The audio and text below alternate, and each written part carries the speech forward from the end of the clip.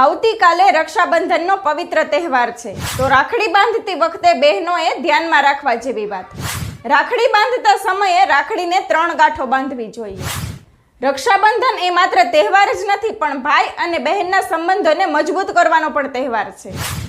આ દિવસે બહેનો રાખડી બાંધે છે અને તેમના ભાઈના સુખાકારી અને સુખી જીવનની કામના કરે છે. દર વર્ષે આ સાવન માસના શુક્લ પક્ષની પૂર્ણિમાના તિથિએ થાય છે. આ વખતે રક્ષાબંધન 19મી ઓગસ્ટના રોજ છે.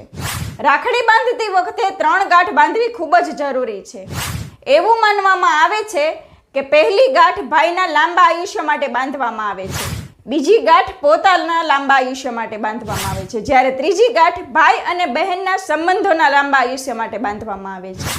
હિન્દુ શાસ્ત્રો અનુસાર આ 3 ગાંઠ 3 દેવો બ્રહ્મા, વિષ્ણુ અને મહેશ સાથે સંબંધિત છે. બધા ભાઈઓ તથા બહેનોને રક્ષાબંધનની હાર્દિક